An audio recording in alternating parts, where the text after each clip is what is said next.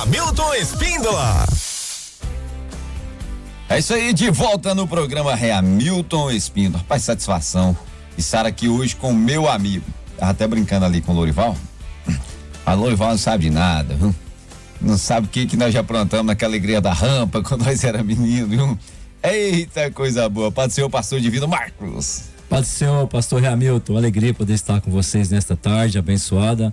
É um privilégio ser seu amigo, passar o que nós já passamos naquela igreja, oramos muito já, evangelizamos muito naquele bairro. É uma alegria estar nesta tarde com vocês. Pastor, nós vimos colocar o primeiro cimento ali dentro daquele concreto ali, não foi? De fato. Rapaz. De fato. Carregamos muito baldinho de massa ali, carregamos muita areia, subimos muita areia, caímos daquelas areias lá e rolávamos também. Pouco de trabalho, pouco de brincadeira, mas enfim, sempre dentro da igreja, né? E é interessante, ninguém imaginava o ícone, né? Que a rádio, ou que a Igreja da Rampa se tornaria ao longo dos anos, né? Hoje, né? Todo mundo fala, Igreja da Rampa, a igreja daquela rampa arredondada. Exato. Né?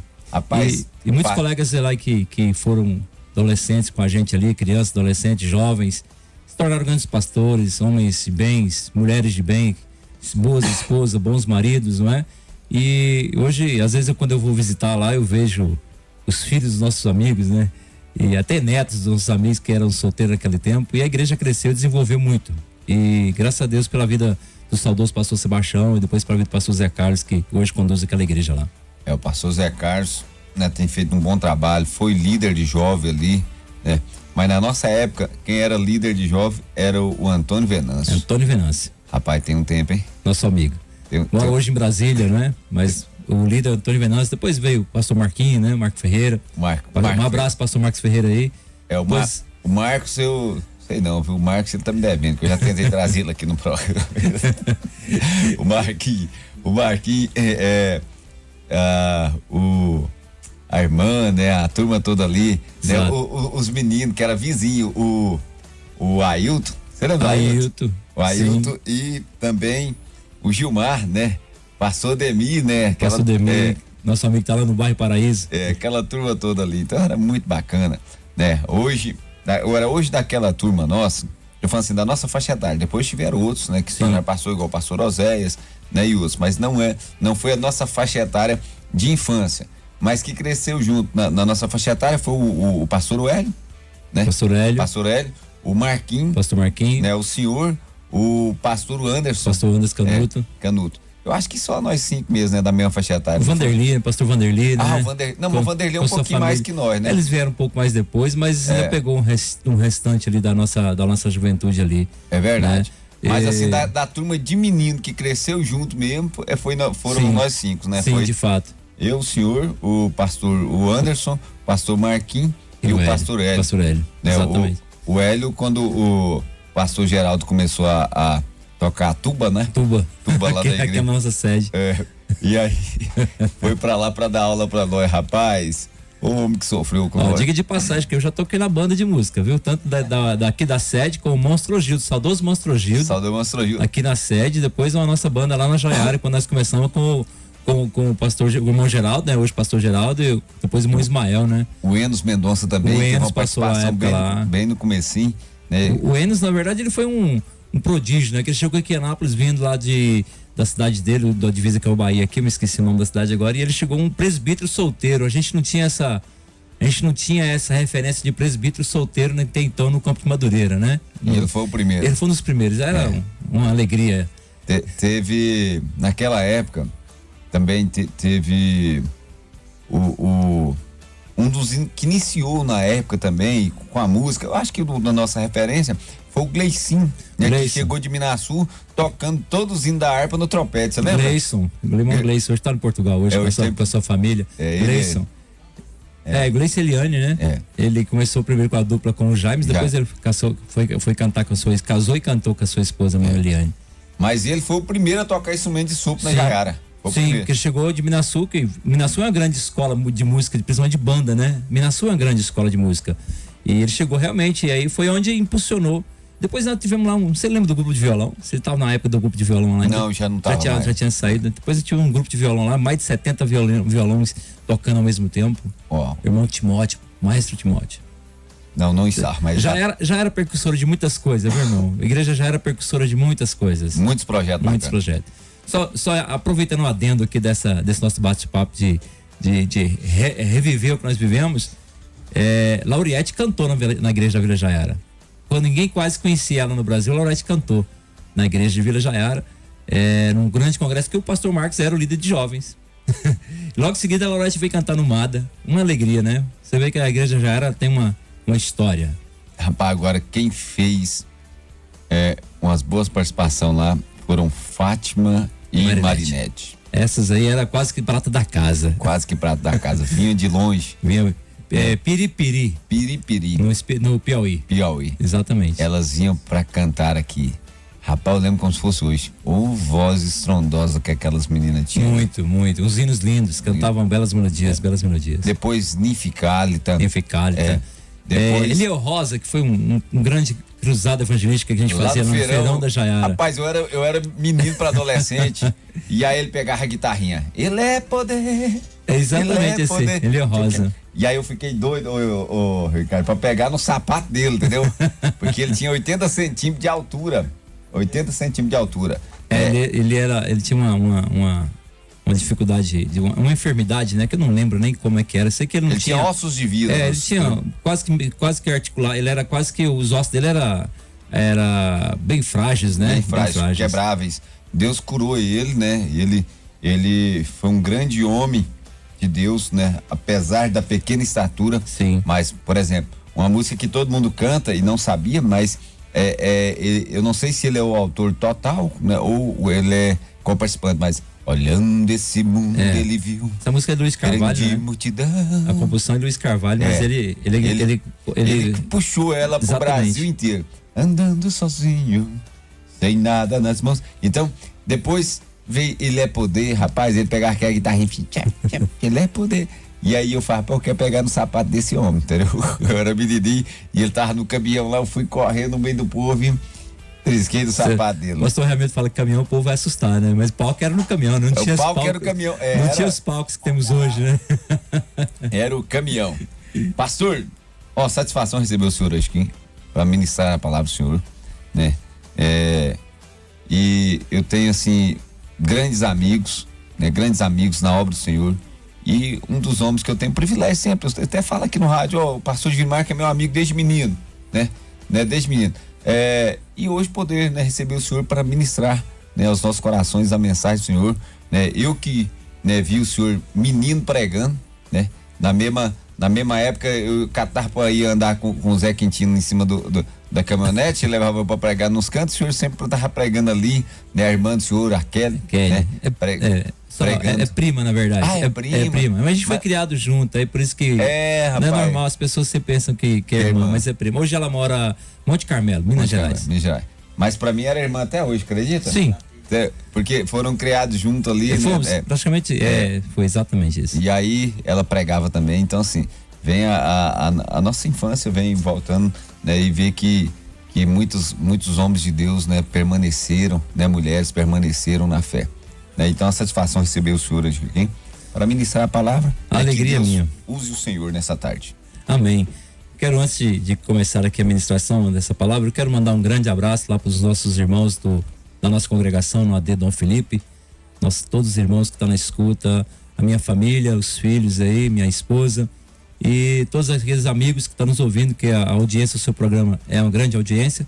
Com certeza tem bastante gente ouvindo nesta tarde. E eu quero, sem demagogia nenhuma, trazer aqui uma palavra de Deus. Há dias que eu tenho pensado. E daqui a pouco eu vou trazer aqui uma reflexão da parte de Deus para a vida de vocês. No programa Hamilton Espíndola, é hora do maior arquiteto do universo falar conosco.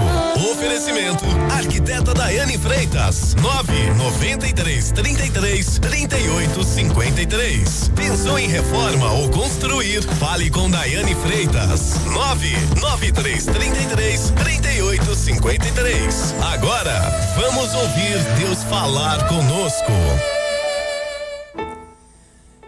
Há dias que eu venho analisando a palavra do Senhor e quero compartilhar com vocês esta tarde, dentro dos ensinamentos de Jesus. Mateus vai escrevendo a história de Jesus, ele começa a narrar desde o nascimento de Jesus e ele chega então no capítulo 5 desse evangelho segundo escreveu Mateus, quando Jesus se inicia no seu ministério de fato. Jesus, ele sobe ao monte e começa a transcrever ali o que nós chamamos de o Sermão do Monte. Só que o Sermão do Monte não acaba no capítulo 5, ele se estende para os próximos capítulos da Bíblia, onde ele vai trazer a regra de fé e de conduta daquele que se diz cristão. Vivemos num mundo hoje que há uma dificuldade de entender o que as pessoas são, uma crise de identidade. Mas Jesus vai aqui trazer uma cartilha de como ser discípulo de Cristo. E por que nós somos chamados cristão? Porque nós seguimos a Cristo e para seguir a Cristo nós precisamos cumprir algumas determinações, alguns conselhos que ele vai nos deixar. Jesus, então, ele começa com o capítulo 5, como eu já disse, de Mateus, e ele começa a descrever algumas coisas a respeito do evangelho, do verdadeiro evangelho, daqueles que se diz seguidor de Cristo. E talvez isso nos leve a pensar nos dias de hoje e refletir se de fato somos ou estamos a seguir a Jesus conforme a vontade dele. Evidentemente que nós não conseguiríamos ser perfeito como ele é perfeito, mas nós temos que procurar os seus passos, porque ele diz que nós somos chamados de seus filhos e seu amigo quando nós obedecemos. Então no capítulo 5 ele começa a descrever o Sermão da Montanha, mas a partir do final do capítulo 5, na parte final já do capítulo 5, Jesus agora começa a dizer, principalmente no versículo 17, ele vai dizer: não podeis que vim destruir a lei ou os profetas, não vim destruir, mas para cumprir. Então Jesus, ele não veio revogar nada que estava escrito no Antigo Testamento. Jesus não veio abolir nenhuma norma, nenhuma lei prescrita pelo próprio Deus, mas ele vem cumprir. E a Bíblia diz que nele todas as coisas se cumprem. E Jesus agora começa a discorrer a respeito de como ser um dos seus seguidores. E ele vai falar de diversos assuntos aqui na sequência do capítulo 5, não é? Jesus, ele vai dizer que qualquer um de nós que violar um dos mandamentos, por menor que seja, e ensinar os homens, será chamado menor no reino dos céus. Aquele, porém, que cumprir e ensinar, será chamado grande no reino dos céus. E isto é para nós, os pastores, os líderes, os mestres da palavra, cabe a nós cumprirmos à risca o ensinar a verdade desta palavra. E Jesus então continua no seu sermão a trazer muitas coisas para a nossa vida. E a partir do versículo 27 do capítulo 5, Jesus vai falar agora da questão do adultério. E Jesus vai falar de família. Jesus vai trazer como se deve o convívio familiar. E vale lembrar a todos vocês que Jesus está dizendo aqui, há mais de 2000 anos atrás, algo que é para os nossos dias atuais, porque a palavra de Deus se renova todos os dias. Então Jesus começa a partir do versículo 27, Mateus vai registrando, e Jesus começa a falar agora a respeito do adultério. E quando no Antigo Testamento era de fato permitido repudiar a mulher, Jesus está dizendo que não é. Jesus está dizendo aqui, primeiro nós temos que perdoar, primeiro temos que reconciliar, porque quando nós, por mais falha que temos, é necessário que nós primeiro perdoamos. Então Jesus vai dizer que qualquer que, porém, ele vai dizendo, olha, qualquer, no versículo 28, eu vos digo que qualquer que atentar numa mulher para cobiçar já em seu coração cometeu adultério com ela. Enquanto o adultério era estar junto, aqui Jesus está levando para o pensamento. Então Jesus vai além daquilo que está na lei, Jesus vai além, dizendo, olha, até o pensamento é contraditório, até o pensamento é adultério. E Jesus vai continuando dizendo que, olha, se o teu olho direito te faz escandalizar, arranca e lança para longe de ti. Evidentemente que Jesus aqui não está dizendo de forma literal, mas se teu olho te faz olhar para aquilo que não deve, é melhor que você não olhe, é melhor que você se afaste disso. E aí Jesus vai continuar dizendo e ofertando aqui as maneiras corretas de nós sermos verdadeiros cristãos e verdadeiros seguidores dele. E continuando, ele vai dizendo no capítulo 40, no versículo 43, ele vai continuar a falar do amor ao próximo. Quando ele vai dizer que no Antigo Testamento diz os 10 mandamentos, amarás o teu próximo e odiarás o teu inimigo. Jesus vai dizendo, primeiro não, você tem que amar os vossos inimigos. E aqui entra a questão de nós vivemos no mundo hoje. O ódio que opera em muitas pessoas, as mágoas que muitas pessoas guardam, mas Jesus vai dizendo: eu porém vos digo, amai vossos inimigos, bendizei os que vos maldizem, fazei bem aos que vos odeiam, e orai pelos que vos maltratam e vos perseguem, para que sejais filhos do vosso Pai que está no céu. Ele vai dizendo ainda aqui no versículo 46: se amardes que vos amo, que galardão tendes? Não fazei assim os publicanos também? Então nós vamos aprender aqui com esse texto a questão do amar. Porque se nós amarmos aquele que nos ama, é muito fácil. O importante é amar aqueles que também, além de amar aqueles que nos amam, amar aqueles que nos aborrecem, que nos causam mágoa, porque o amor tem que sobressair. E isso é exemplo Jesus vai dar quando ele está na cruz do Calvário. Ele olha para baixo e vê os seus malfeitores e ele diz: Pai, perdoa eles porque não sabem o que fazem. Ali é a transcendência do amor, a essência total do amor, quando Jesus vai dizer essa palavra. E nós vamos observar que ele nos ensina a amar aqueles que nos perseguem aqui também. E por isso que às vezes nós nos deparamos, nos afrontamos, porque somos ser humano e somos falhos, e vamos entendendo que Jesus nos ensina muito mais além do que isso. Partindo aqui, continuando para o capítulo 6 do Evangelho de Mateus, segundo escreveu Mateus, nós vamos encontrar no capítulo 6 Jesus agora nos ensinando a respeito da espiritualidade. Ele vai falar da oração, ele vai falar do jejum.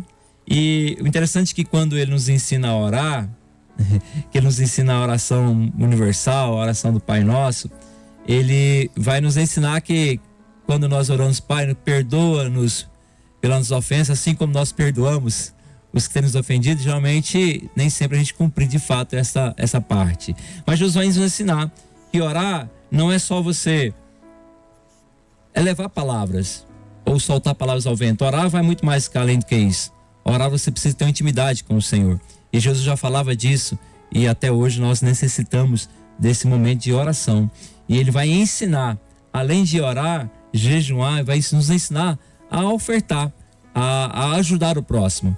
E o texto é muito claro em dizer: olha, quando você for fazer uma oferta, que a Bíblia vai chamar de esmola, aos homens, é necessário que nós escondemos uma mão. Ou seja, não é necessário que nós gritemos ao quatro cantos o que nós fazemos. Porque quando fazemos por amor, não fazemos para ser visto. Haja vista que, infelizmente, hoje, com a nossa tecnologia, com o advento das redes sociais, há pessoas que, infelizmente, usam desse momento para se engrandecer. Mas Jesus não quis fazer assim. Jesus nos ensinou: quando você fizer assim, você guarda, esconde, porque você vai receber o galardão no céu. Porque se você faz e recebe o galardão na terra, você não tem nada que receber no céu quando lá nós chegarmos. Mas Jesus vai nos ensinar que se nós fizermos assim, fazendo, ajudando e mostrando, nós somos hipócritas. Ou seja, negamos a nossa fé. E Jesus nos ensinou isso. Mas se nós olharmos para o texto, Jesus vai dizer que a nossa oferta, a nossa ajuda é em secreto. E o Pai, que tudo vê, ele nos recompensará publicamente. E aí, partindo para a oração, ele vai dizer: olha, quando você for orar, não seja como os hipócritas, e não usei de vã repetição. Ele vai nos ensinar a buscar a Deus de forma correta. Vai nos ensinar que nós devemos buscar ao Senhor em segredo, porque tem muitas coisas que nós precisamos, e o Senhor Deus sabe daquilo tudo que nós precisamos e tudo aquilo que é necessário para nossa vivência. Mas o bom é nós falarmos com Ele. E não precisa às vezes você ficar gritando aos quatro cantos e dizendo: eu estou assim. Não, o Senhor Deus, o próprio Jesus disse: olha, tudo que pedires em meu nome eu vos farei. Assim ele nos prometeu, e assim tem sido cumprido até nos dias de hoje em nossas vidas. A partir do versículo 19, Jesus vai nos ensinar algo interessante. Quando ele vai falar do tesouro, quando ele vai nos ensinar a viver. Versículo 19 do capítulo 6: não os ajuntei tesouros na terra, onde a traça e a ferrugem tudo consome, e onde os ladrões minam e roubam. Mas eu juntai tesouros no céu, onde nem a traça nem a ferrugem consome, e onde os ladrões não minam e nem roubam. Porque onde estiver o vosso tesouro, ali estará também o vosso coração. Jesus vai ensinar aqui que a riqueza da terra é bom? Com certeza, quem não gostaria? Mas nem tudo fica nessa terra. Tudo que nós fazemos, há um retorno. É que quando Paulo vai escrever aos Efésios, ele vai dizer que tudo que nós semear, isso nós vamos colher.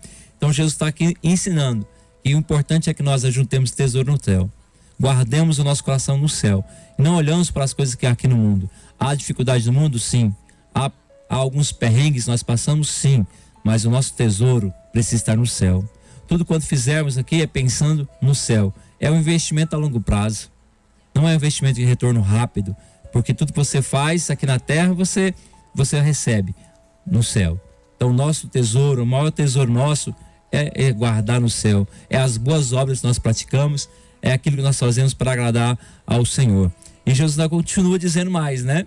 Ele continua dizendo mais aqui, que se os nossos olhos forem maus, todo o nosso corpo será mau.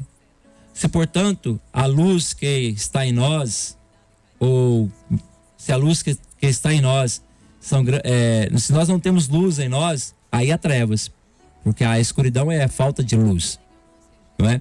E dizendo mais, ninguém pode servir a dois senhores. É o que nos chama a atenção para a questão de servir ao Senhor. Ou nós servimos ao Senhor de fato, de verdade, ou nós deixamos, porque não é possível você servir a dois senhores. Ou você vai odiar um e amar o outro, ou se dedicar a um e desprezar ao outro. Não podemos servir a dois senhores. E tudo isso que eu estou dizendo aqui está na Bíblia Sagrada. É a nossa regra de fé. É que nós caminhamos por essas palavras que foram ditas por Jesus e escritas pelos profetas, pelos evangelistas que viveram ao lado de Jesus. Partindo e continuando aqui ainda mais, para eu chegar no capítulo 7, onde eu vou finalizar a minha palavra, no versículo de número 25 do capítulo 6, Jesus vai dizer ainda, continuando, não andeis ansioso quanto à vossa vida. E aqui, pastor Ricardo, que é psicólogo, vai entender que agora aqui é onde nós passamos mais dificuldade, é pela nossa inquietude, a nossa ansiedade. E Tiago vai dizer no capítulo 4, quando ele escreve a sua epístola, ele vai dizer, olha, de onde vem a guerra? De onde vem? Não é do nosso querer, da nossa vontade, a nossa ganância. E Jesus vai dizer, não andeis ansiosos quanto à vossa vida, pelo que haver de comer, pelo haver de vestir, pelo que você vai beber, nem quanto o vosso corpo, que a vez de vestir, não é a vida mais do que o mantimento e o corpo mais do que o vestuário? E ele vai trazer aqui um ensinamento, olha, os pássaros dos céus, eles não semeiam, não cegam, não ajuntam em celeiro, e Deus cuida de todos eles. Não tem de nós maior valor do que eles? E qual de vós poderá, com todos os seus cuidados, acrescentar um côvado, ou seja, 50 centímetros, ou alterar o curso da vida? Por mais que nós nos esforcemos, não poderemos alterar aquilo que já está determinado e designado por Deus em nossas vidas. E quando ao vestir, ele vai citar aqui Salomão, o sábio Salomão, o homem considerado o homem mais rico da terra naquele tempo, que hoje eu já tive um estudo para outra hora, que Salomão era muito rico, e ele vai dizer que nem mesmo Salomão vestiu tão bem como o lírio do vale, que é seco, cortado e jogado no fogo. Então vai dar aqui uma aula de como controlar a ansiedade. Como é que controlamos a ansiedade? Confiando nele, não estando inquietos se vamos comer, se vamos vestir, se vamos beber. Não, todas as coisas estão no controle de Deus, e ele vai providenciar em nós tudo aquilo que nós precisamos. O versículo 33 é o textuário dessa parte, quando ele vai dizer para nós, buscar primeiro o reino de Deus e a sua justiça, e todas as coisas vos serão acrescentadas. Esta é a palavra de Jesus. Não sou eu que estou prometendo, é Jesus em sua palavra. Buscar primeiro o reino de Deus e a sua justiça, e todas as coisas serão vos acrescentadas. No capítulo 7, para eu já finalizando a minha parte, no capítulo 7 é onde Jesus vai terminar o grande sermão da montanha. No capítulo 7 ele vai começar dizendo do julgamento. E julgamento hoje é o que nós temos na sociedade. Hoje, na verdade, há pessoas que eles investigam, eles julgam, e a mesma pessoa condena. E Jesus aqui vai dizendo, olha, não julgueis para não ser julgado. E essa palavra, Paulo vai repeti-la lá em 1 Coríntios capítulo 11, quando Paulo vai dizer assim, examina o homem a si mesmo. Examina o homem a si mesmo. Porque se nós julgarmos a nós mesmos, não seremos julgados. E Jesus vai dizendo, olha, não julgueis para não ser julgados, porque com o juízo que o que julgar, será julgado. E que toda medida com que tiveres medido, vos tornarão a medir. Ou seja, Jesus vai dizer para nós aqui o quê? Que nós não vamos apontar, não vamos dizer, olha, você está assim assado, você está errado, você está assim. Não, Jesus está dizendo, olha, tome cuidado. Mas quando nós olhamos também para a palavra do Senhor, o apóstolo Tiago, mais uma vez citado aqui, ele vai dizer que nós devemos ouvir tudo e reter o que é bom. Isso é um julgamento, mas não é a condenação. Jesus está dizendo aqui das pessoas que querem se passar por certos quando na verdade estão errados. E aí ele vai dizendo, olha, primeiro você repara no teu olho, tire lá a trava que está no teu olho, que te impede de ver, para depois você tirar ali um cisco no olho do teu irmão. Jesus vai nos ensinar dessa forma, dizendo que nós não podemos agir conforme julgadores da nossa própria vontade, mas olhar para o amor de Cristo, para poder depois querer julgar ou querer condenar alguma ação de outra pessoa. E aí Jesus volta mais uma vez na questão da oração. Ele fala que nós só vamos ser atendidos se nós insistirmos. É o próprio Cristo dizendo, bater e dar-se-vos-á, buscar e abrir, e bater e abrir-se-vos-á. Ele dizendo, porque todo aquele que pede, recebe, e o que busca, encontra, e o que abate, abrir-se a porta. E qual dentre vós é o homem que pedindo-lhe o pão, o seu filho lhe dará uma pedra? E pedindo-lhe peixe, dará uma serpente? Sois, pois, vós, pois sendo maus, sabeis dar boas coisas aos vossos filhos, quanto mais vosso Pai que está no céu dará bens aos que lhe pedirem? Portanto, tudo que vós quereis que os homens o façam, fazei-lhe também vós que estáis, porque esta é a lei e os profetas. Tem um ditado secular, que diz que tudo que você me desejar, eu te desejo em dobro. Eu acho que alguém tirou foi desse versículo aqui. Tudo que você quer que os homens os façam, você tem que fazer também. Às vezes queremos receber tantas coisas e porém de nós não saímos nada de bom. Então esse versículo vem muito de encontro às nossas necessidades hoje. Quer que as pessoas sejam boas com você? Seja bom também. Isso vale em todo sentido da vida, na vida secular, na igreja, na vida familiar. Às vezes nós queremos tantas coisas e não fazemos por onde. E Jesus nos ensina que não é assim que nós vamos fazer. E Jesus agora, ele vai falar de dois caminhos. São dois caminhos, são escolhas que nós temos na vida. Jesus vai dizer que o caminho certo é apertado. O caminho certo é aquele estreito, que às vezes é difícil de andar, mas é o caminho que leva à salvação. Mas Jesus não está dizendo e nos obrigando a andar por ele. Jesus está dizendo que está em outro caminho, mais suave, mais largo, mas só que o fim dele é a perdição. E às vezes nós não entendemos assim, e as pessoas querem andar na sua vontade, e não é por aí. O caminho não é esse. O caminho, às vezes o caminho estreito e apertado é que nos leva à glória, não é?